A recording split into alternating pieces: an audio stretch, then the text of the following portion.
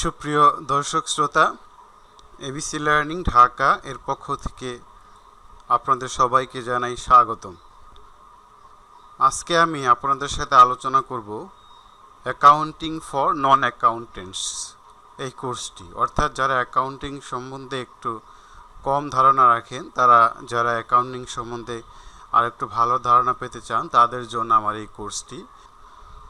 আমাদের accounting for non accounting কোর্সের আজকের আলোচনার বিষয় types of accounting or branches of accounting. So ইতিমধ্যে আপনাদের সাথে অ্যাকাউন্টিংয়ের ইতিহাস বা হিস্ট্রি অফ অ্যাকাউন্টিং নিয়ে আলোচনা করেছিলাম, যে অ্যাকাউন্টিং অতি প্রাচীন পেশা হওয়া সত্ত্বেও still it is going stronger. সেজন্য এটা অনেক ডালপালা শাখা বিস্তার করে অনেক দিকেই এটা কাজ করছে। সেজন্য আমরা আজকে দেখব অ্যাকাউন্টিংয়ের ব্রাঞ্চগুলো অথবা অ্যাকাউন্টিংয়ের টাইপসগুলো আমরা দেখব। অর্থাৎ এখান থেকে একটা ছবি থেকে বুঝতে পারি যে অ্যাকাউন্টিং অনেকগুলো ব্রাঞ্চ, আপনি কোন পথে হাঁটবেন সব দিকেই অ্যাকাউন্টিং বিভিন্নভাবে আলাদাভাবে তাদের কার্যক্রম পরিচালনা করছে। এখন সাবস্ক্রাইব করে নেন যাতে পরবর্তী ভিডিও আসলে আপনি এটি দেখতে পারেন। যাই হোক, আমরা অ্যাকাউন্টিংয়ের ব্রাঞ্চগুলা একটু দেখে নিই। মেইনলি অ্যাকাউন্টিংয়ের আমাদের যে ব্রাঞ্চগুলো আছে, এটাকে আমরা তিন ভাগে ভাগ করতে পারি। একটাকে বলা হয় ফাইন্যান্সিয়াল অ্যাকাউন্টিং, যেটা বলা হয় আর্থিক হিসাব বিজ্ঞান। আরেকটা ব্রাঞ্চকে বলা হয় কস্ট অ্যাকাউন্টিং বা উৎপাদনকারী হিসাব বিজ্ঞান। আর একটা হলো ম্যানেজমেন্ট অ্যাকাউন্টিং বা ব্যবস্থাপনা হিসাব বিজ্ঞান। ফাইন্যান্সিয়াল অ্যাকাউন্টিংয়ের মেইন ফাংশন হলো reporting, reports about the financial health of the company to the management, reporting to the management। অর্থাৎ একটি ক্লাসে একজন শিক্ষক একজন ছাত্র আসলো না, তার অ্যাটেন্ডেন্স নেন, একদিন, 2 দিন, 3 দিন অ্যাবসেন্ট থাকলে সে রিপোর্ট করে টু দ্য চেয়ারম্যান অথবা to the management or the principal of the college অথবা ইউনিভার্সিটি। সেই ক্ষেত্রে ফাইন্যান্সিয়াল অ্যাকাউন্টিং এর ফাংশনটা হলো শুধু রিপোর্ট করা, তার কোনো ডিসিশন মেকিংয়ের ভূমিকা খুব কম। তাহলে ডিসিশন মেকিংটা মেনলি কোথা থেকে আসবে? ম্যানেজমেন্ট থেকে। অর্থাৎ financial accountant will report to the management regarding the financial health of the company, whether the company having enough cash or whether the company earning enough profit or not, or whether the company incurring any losses। এই রিপোর্টিংগুলা financial accounting অথবা financial accountant আপনার management অ্যাকাউন্টকে report করবে। তাহলে major role হলো reporting. On the other hand cost অ্যাকাউন্টিংয়ের function হলো mainly to control the cost, to minimise the cost, but without compromising the quality. অর্থাৎ আপনার কস্ট অ্যাকাউন্টেন্টের মূল কাজটাই হবে সে কী করবে, কীভাবে খরচ কমানো যায় কিন্তু কোয়ালিটি বা গুণগত মান ঠিক রেখে কীভাবে কস্ট মিনিমাইজ করে আমার কোম্পানি ভালো মতো স্মুথলি পরিচালনা করা যায়। এটাই হলো মেনলি কস্ট অ্যাকাউন্টিংয়ের বা কস্ট অ্যাকাউন্টেন্টের কাজ। আর ম্যানেজমেন্ট অ্যাকাউন্টিং, যেটা আমরা আগেই বলেছি, management who will take decision based on the data of financial accounting and cost accounting. অর্থাৎ ফাইন্যান্সিয়াল অ্যাকাউন্টিং এবং কস্ট অ্যাকাউন্টিংয়ের যে ডেটা প্রোভাইড করা হবে তার উপর ভিত্তি করে ম্যানেজমেন্ট অ্যাকাউন্টিং বা ম্যানেজমেন্ট ডিসিশন নেবে। অর্থাৎ আমি তাহলে এখানে বলতে পারি accounting is a part of management. যদিও আমি অ্যাকাউন্টিংয়েরই ছাত্র, আমাকে স্বীকার করতেই হবে যে অ্যাকাউন্টিং ম্যানেজমেন্টেরই একটি পার্ট। তাহলে ম্যানেজমেন্ট কি করবে? ডিসিশন নেবে। এখন আমরা দেখলাম যে মেইনলি 3টা ব্রাঞ্চ থাকলেও পরবর্তীতে এই 3টা ব্রাঞ্চ আবার 2টা ভাগে ভাগ হয়ে গেছে প্রফেশনাল এডুকেশনের বেলায়।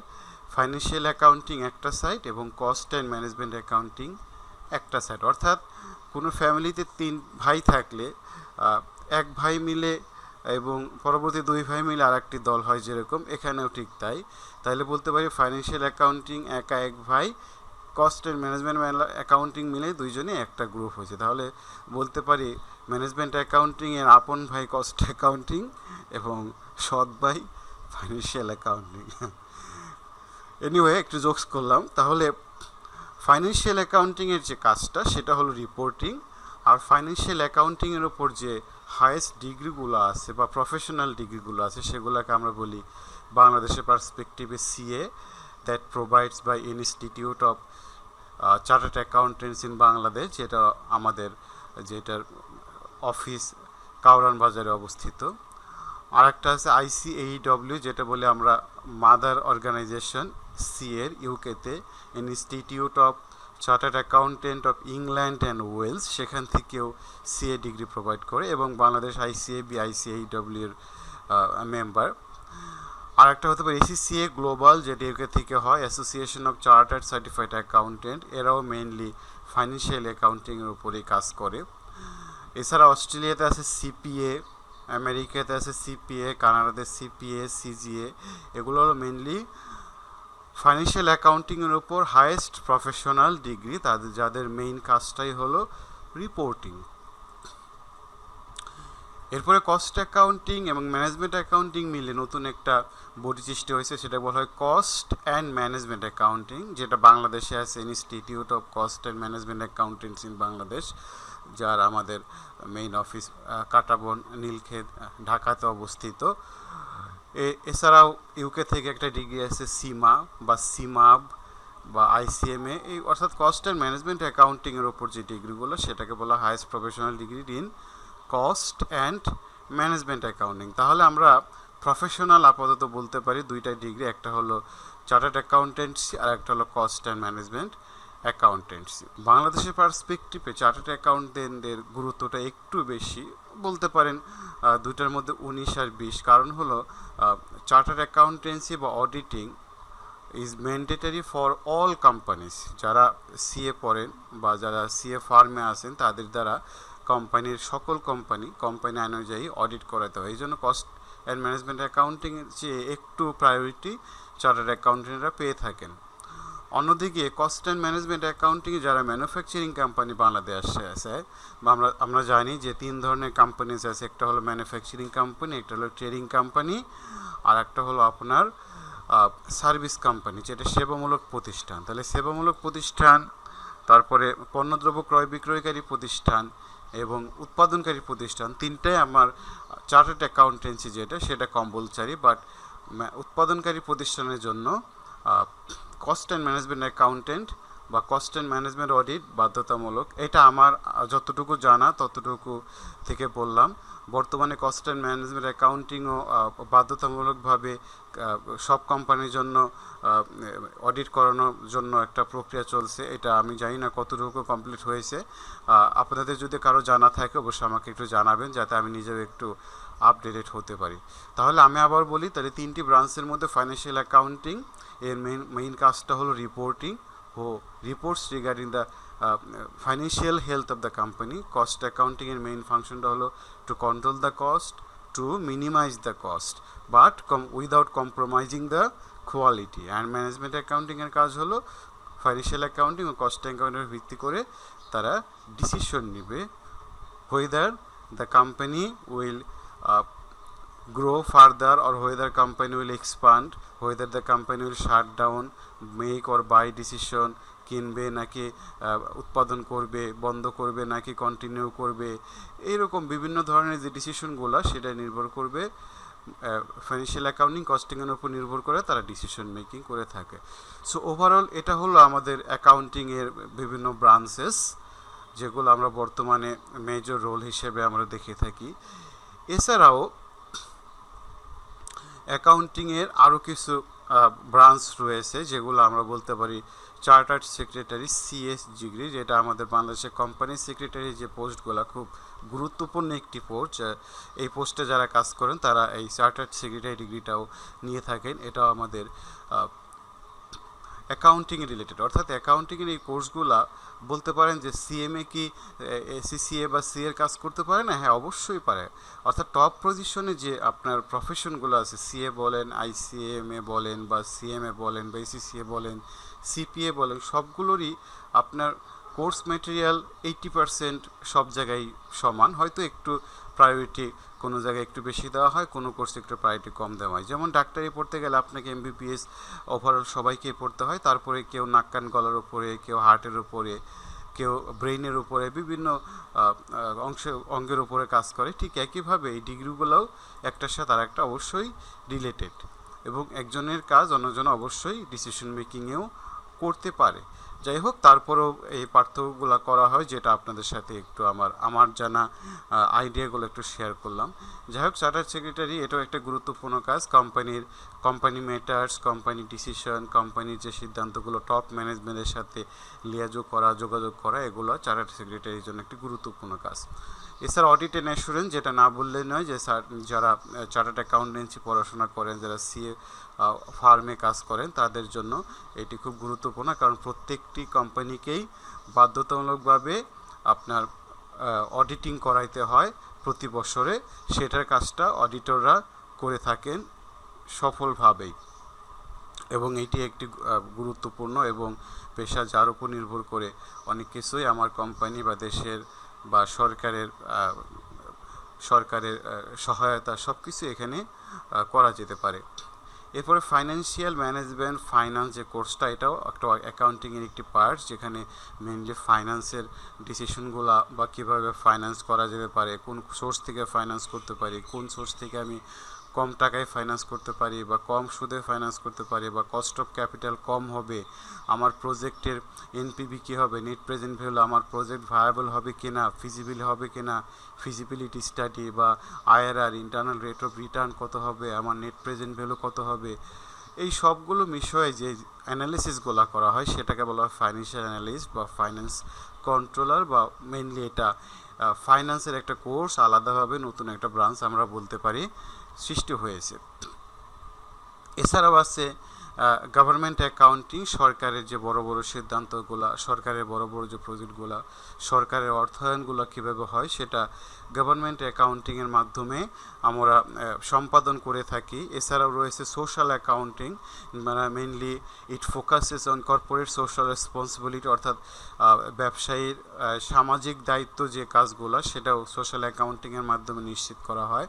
আপনারা জানেন বা আমরা জানি, সোসাইটি এবং কোম্পানি একে অপরের ওপর নির্ভরশীল। সোসাইটি এমপ্লয়মেন্টের জন্য বিজনেসের উপর নির্ভর করে, অন্যদিকে business provides goods or services to the society, অর্থাৎ বলতে পারি যে দুটি একটি অন্যটির পরিপূরক। তাই সোসাইটি ছাড়া বিজনেস চলবে না, আবার বিজনেস ছাড়াও সোসাইটি চলবে না। সেই জন্য আবার সরকার বা সোসাইটিতে একটা বিজনেসের কন্ট্রিবিউশন কি, এই কাজগুলো আমরা কর্পোরেট সোশ্যাল রেসপন্সিবিলিটি বা সোশ্যাল অ্যাকাউন্টিংয়ের মাধ্যমে মেজার করে থাকি। এছাড়াও অ্যাকাউন্টিংয়ের আরেকটি গুরুত্বপূর্ণ পার্ট রয়েছে, সেটাকে বলা হয় ফরেনসিক অ্যাকাউন্টিং। এটা আমরা ফরেনসিক টেস্ট বলা হয়। অনেক সময় বড় বড় বিগ ফ্রড যেগুলো হয়, যেগুলো ইলেকট্রনিক ফ্রড হতে পারে, ইলেকট্রনিক ক্রাইম, যেটা হাজার হাজার কোটি টাকার ট্রানজ্যাকশন ফ্রড হয়ে যায়, এই ফ্রডগুলোকে আইডেন্টিফাই করার জন্য একটা ভেরি ইন্টেলিজেন্ট এবং সফিস্টিকেটেড বলতে পারেন একটা রিগোরাস কোর্স, সেটাকে বলা হয় ফরেনসিক অ্যাকাউন্টিং, যেটা করা হয় কিসের কারণে, ইনভেস্টিগেশন অফ বিগ ফ্রডস, যেগুলো 1 টাকা 2 টাকার চুরি না, হাজার হাজার কোটি টাকার চুরি বা জালিয়াতি বা ফ্রড, এগুলোকে আইডেন্টিফাই করা হয় ফরেনসিক অ্যাকাউন্টিংয়ের মাধ্যমে, যেটা আমরা বলি যে ফরেনসিক টেস্ট। এছাড়াও রয়েছে কার্বন অ্যাকাউন্টিং, কারণ বর্তমান যে পৃথিবী গ্লোবাল একটা ওয়ার্মিং, যে বিজনেস এবং সোসাইটিকে বাঁচিয়ে রাখতে হলে আমাদের এনভায়রনমেন্ট বা পরিবেশকে সৃষ্টি রাখতে হবে। আমরা 5 টাকার 10টি কয়েনকে সারা জীবন বেঁচে থাকতে পারবো না, সারাদিন বেঁচে থাকতে পারবো না, আমাকে খাবার খেয়ে বাঁচতে হবে। আর এই খাবারের জন্য আমাকে বৈশ্বিক যে বর্তমান পরিবর্তন, এটার উপরে সারা বিশ্বই খুব কনসাস, কীভাবে পৃথিবীকে বাঁচানো যায়, কীভাবে এনভায়রনমেন্টকে রক্ষা করা যায়, এই বিষয়ে আমাদের নতুন আরেকটি অ্যাকাউন্টিং রয়েছে, সেটাকে বলা হয় কার্বন অ্যাকাউন্টিং, অর্থাৎ কার্বন ডাইঅক্সাইড বা পরিবেশের ক্ষতিকারক পদার্থগুলো, যেগুলোকে মিনিমাইজ করা যায় এবং পৃথিবীকে কীভাবে বাঁচিয়ে রাখা যায়, এই বিষয়ে গুরুত্ব আরোপ করার জন্য যে অ্যাকাউন্টিংয়ের কাজ করে থাকে, সেটাকে বলা হয় কার্বন অ্যাকাউন্টিং অথবা environmental accounting. How to save the environment, how to keep the environment, sustainable for the next generation. আরেকটা আছে সাস্টেইনেবল অ্যাকাউন্টিং, এটা বলতে পারলে আমার ভুলে গেছিলাম। এখানে আমরা আরেকটা without compromising the environment, without compromising the next generation আমার ডেভেলপমেন্ট করতে হবে। যেমন আমি যদি বলি বর্তমানে এক দিস্তা কাগজের দাম 30 টাকা, আমি পৃথিবীর সমস্ত গাছ কেটে ফেলে কাগজের দাম কমিয়ে 10 টাকা করে ফেললাম, তাহলে এটা কি সাস্টেইনেবল অ্যাকাউন্টিং বা সাস্টেইনেবল ডেভেলপমেন্ট হবে? অবশ্যই না। সাস্টেইনেবল ডেভেলপমেন্ট হবে সেটাই যে আমার নেচারকে কোনো ক্ষতি না করে, নেচারের বিরুদ্ধে না গিয়ে, নেচারের যে কোনো আমার একটা ডিভাস্টেটিং একটা ক্ষতি সাধন না করে আমি যখন কোনো ডেভেলপমেন্ট করব সেটাকেই বলবে সাস্টেইনেবল ডেভেলপমেন্ট। এবং সেটা করার জন্য যে কাজটা করি সেটাকে বলা হয় সাস্টেইনেবল অ্যাকাউন্টিং। এবং বর্তমানে এটার উপরে সবচেয়ে বেশি গুরুত্ব দেওয়া হচ্ছে যে কোনোভাবে আমার পরিবেশকে ধ্বংস করা যাবে না। এই জন্য আমরা দেখি অনেক সময় বলা হয় don't print, use your electronic media or internet. আমি চেষ্টা করবো যে প্রিন্ট করে আমার কাগজ নষ্ট না করার জন্য। এবং অনেক ক্ষেত্রে কাগজের প্যাকেটের গায়ে লেখাও থাকে this paper is made from sustainable forest, অর্থাৎ without hampering the environment I am producing my goods. সেই জন্য আমাদের গার্মেন্টস ফ্যাক্টরিতে বিভিন্ন জায়গায় কমপ্লায়েন্স মেনটেন করাটা খুব জরুরি, যে এখানে পরিবেশের কোনো ক্ষতি করা হচ্ছে কিনা। যাই হোক, এই বিষয়ে আপনারা অনেক ভালো হয়তো জানেন আমার চেয়ে, আমি অত বেশি জানি না। যতটুকু জানি এবং ভিডিওর খাতিরে যতটুকু কম আলোচনা করা যায় সেটুকু আপনাদের সাথে আলোচনা করলাম। এই বিষয়ে ডিটেলস অনেক পড়াশোনা আছে, অনেক সেমিনার সিম্পোজিয়াম হয়ে থাকে, যে সারা পৃথিবীর একটি এখন বর্তমানে টক টু টপিকস কীভাবে পৃথিবীকে বাঁচানো যেতে পারে ফর দ্য নেক্সট জেনারেশন, সেটাই হলো সাস্টেইনেবল অ্যাকাউন্টিং। এছাড়া আছে গ্রিন অ্যাকাউন্টিং, এগুলা related, social accounting, environmental accounting, sustainable accounting, green accounting, green banking, এগুলো সবগুলো আপনার এনভায়রনমেন্টাল রিলেটেড যে কাজগুলা আমরা করে থাকি সেগুলোকে বলা হয়